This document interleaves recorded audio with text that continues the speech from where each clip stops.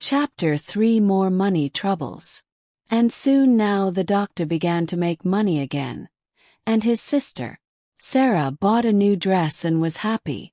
Some of the animals who came to see him were so sick that they had to stay at the doctor's house for a week. And when they were getting better, they used to sit in chairs on the lawn. And often, even after they got well, they did not want to go away. They liked the doctor and his house so much, and he never had the heart to refuse them when they asked if they could stay with him.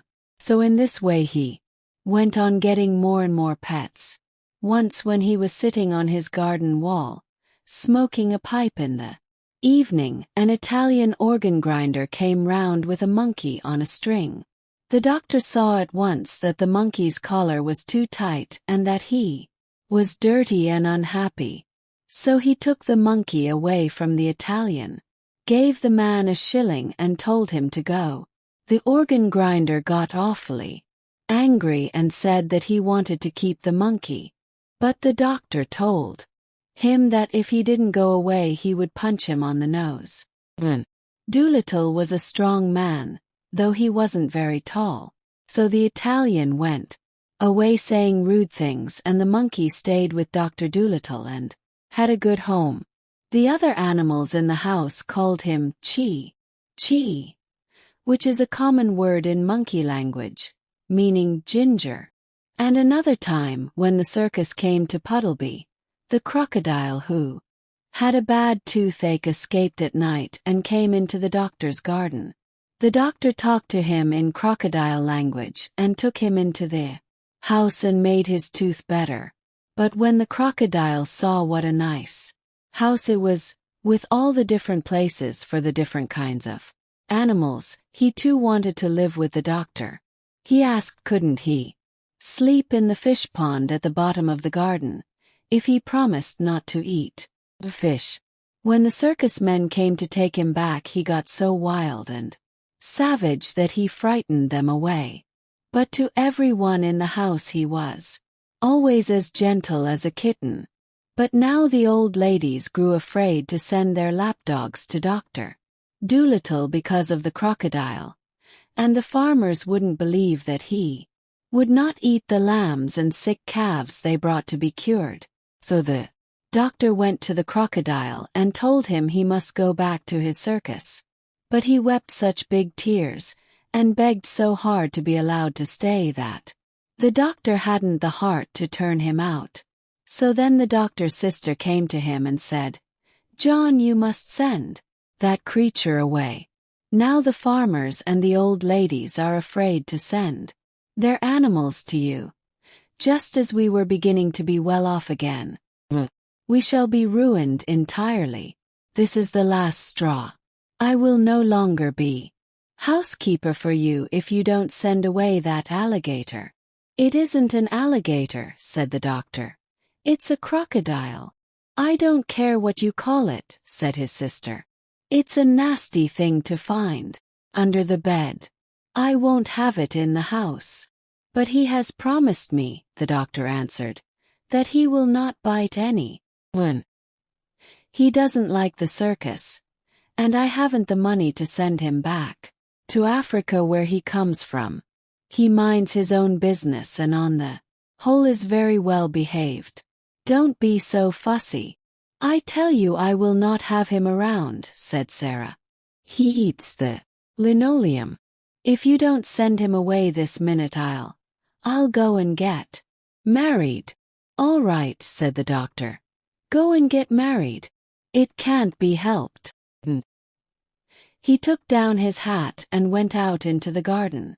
So Sarah Dolittle packed up her things and went off, and the doctor was left all alone with his animal family. And very soon he was poorer than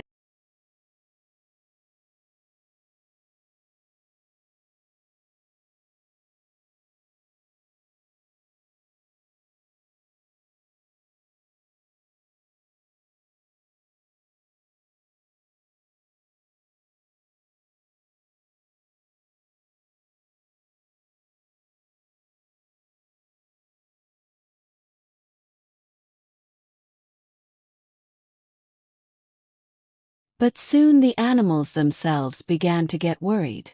And one evening, when the doctor was asleep in his chair before the kitchen fire, they began talking it over among themselves in whispers. And the owl Tutu, who was good at arithmetic, figured it out that there was only money enough left to last another week, if they each had 1 meal a day and no more. Then the parrot said, "I think we all ought to do the housework ourselves. Least we can do that much. After all, it is for our sakes that the old man finds himself so lonely and so poor." So it was agreed that the monkey, Chi-Chi, was to do the cooking and mending, the dog was to sweep the floors, the duck was to dust and make the beds, the owl Tutu was to keep the accounts, and the pig was to do the gardening. They made Polynesia, the parrot, housekeeper and laundress because she was the oldest. Of course at first they all found their new jobs very hard to do. All except Chi-Chi, who had hands and could do things like a man.